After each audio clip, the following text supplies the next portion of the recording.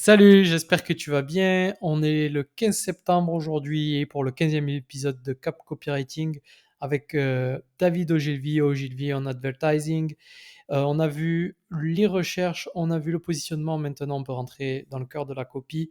Même si on a déjà abordé ce thème avec nos autres livres, je pense que c'est impératif d'y revenir et surtout que là, j'ai d'autres choses à te partager que Ogilvy nous enseigne et c'est tout le temps appuyé par beaucoup de recherches. Donc c'est intéressant par rapport aux autres fois où ça ne l'était pas forcément. Et donc il explique qu'en moyenne, les titres sont 5 fois plus lus que le corps du texte. Et donc à moins que ton titre, il vende, alors même si tous les copywriters sont pas vraiment d'accord sur ce thème, sur ce terme que le titre doit vendre, notamment Schwartz qui voulait que ça soit juste lu pour amener à la seconde phrase. Lui, il explique qu'il faut vendre. Bon, mais en gros, si ton titre il accroche pas, il vend pas, et ben tu as gaspillé 90% de ton argent. Voilà. Donc ton titre, pour lui, doit rester positif, il doit promettre un avantage, fournir des informations, offrir un service, raconter une histoire importante, reconnaître un problème ou citer un client satisfait. Donc, il a pas mal de conseils. Je vais te les énoncer. Donc, j'en ai 7 conseils de David Ogilvy pour réussir son titre ou son sujet d'email, par exemple. Ça marche aussi. Alors, les titres qui contiennent des nouvelles sont infaillibles, explique-t-il, hein. La nouvelle peut être l'annonce d'un nouveau produit, l'amélioration d'un ancien produit, une nouvelle façon d'utiliser un ancien produit, comme lui, il a un exemple avec sa soupe Campbell qu'il a servi avec des glaçons. En moyenne, les publicités avec actualité sont mieux enfin, on s'en souvient mieux, sont souvenues par 22% de personnes en plus que les publicités sans actualité. Et c'est pour ça que les journaux fonctionnent et les actualités fonctionnent. Donc, si tu as le moyen de présenter une actualité, ben fais-le, tout simplement. Ensuite, je te conseille d'inclure le nom de la marque dans ton titre. Si tu le fais pas, 80% des lecteurs qui ne lisent pas le corps du texte ne sauront jamais de quel produit tu fais la publicité. Donc voilà, si tu peux citer la marque, tu la cites. Si tu fais de la publicité pour un type de produit qui n'est acheté que par un petit groupe, si c'est une niche, là, l'idée c'est de mettre un titre qui les fera se reconnaître. Tous les podologues, les asthmatiques, les pipiolis, c'est un exemple. Bon, voilà, les femmes qui ont plus de 35 ans. Voilà, si tu peux les cibler à travers ton texte, eh bien, tu le fais. La question de la longueur de ton titre, il n'y a pas vraiment de consensus là-dessus. Il y en avait pas à l'époque, il y en a toujours pas.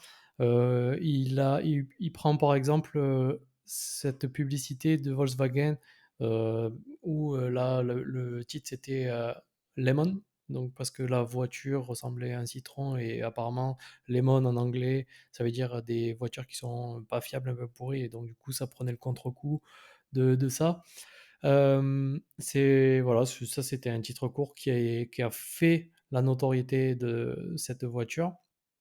Moi, ce que je sais, c'est que pour les emails que j'écris, les sujets, j'essaie de faire soit très court, soit très long, mais pas entre les 2 parce qu'il se trouve que si ton email est entre les 2, s'il fait 4-5 mots, ben il va pas se distinguer de la masse. Donc voilà, garde ça en tête, je pense que c'est un bon conseil.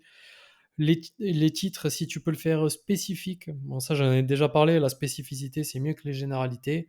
Il a travaillé pour les magasins Sears, il explique, et les gens pensaient il se gavait en fait, qu'il prenait en moyenne 37% de commission sur les ventes, et en fait c'était pas le cas, et donc lui il a titré une publicité en expliquant que Sears réalisait un bénéfice de 5%. C'était dans son sous-titre, pour être exact.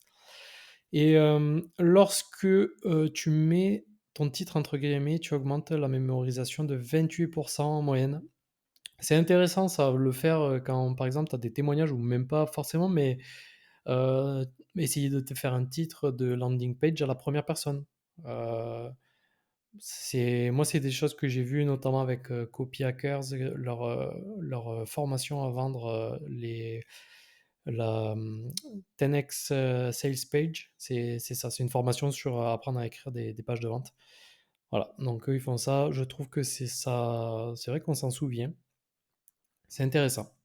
Et lorsque tu fais de la pub dans les journaux locaux ou donc si tu localises ta pub donc dans une ville, dans un département, ben, essaie de mettre le nom de la ville dans ton titre. Les gens sont plus intéressés par ce qui se passe là où ils vivent. Ben, ça, c'est clairement, moi qui ai travaillé moi j'étais donc à Radio France, euh, France Bleu, eh bien, les gens qui écoutent, ils sont intéressés par ce qui se passe chez eux et c'est comme ça que marchent les journaux locaux, même si ils ont tendance à mourir. Mais bon, voilà. C'est toujours c'est l'histoire de la mort kilomètre. Plus les gens ils sont morts, si loin, plus on s'en fout. Et puis si tu as juste quelqu'un qui s'est fait tabasser au coin de ta rue, bah, ça va plus te toucher. Donc voilà, si tu peux jouer sur ça, fais-le. Et finalement, le dernier conseil, c'est même c'est le 8e conseil, hein, n'essaye pas de faire des titres intelligents à double sens, comme les coiffeurs le font pour leur salon de coiffure, parce que les gens, là au salon de coiffure, on s'amuse à essayer de comprendre ce qu'ils ont voulu dire, mais si tu es noyé dans le flot de Facebook ou de Facebook, voilà, ou de n'importe quel lieu où il y a beaucoup de pubs, mais les gens ils vont pas essayer de comprendre tes références, ils vont pas essayer de comprendre ton jeu de mots. Donc voilà, reste simple. Moi, je pense que c'est simple et clair. C'est vraiment la base pour moi. On reviendra sur les titres parce que, voilà, comme il l'a dit, hein, 80% des gens ne lisent que le titre. Donc si ton titre fait pas le boulot, ben, tu peux écrire la meilleure copie du monde, ça va pas servir. Et on reviendra en détail avec le livre de John Caples qui aborde ce thème plus en détail encore. Allez, je te dis à demain. Ciao.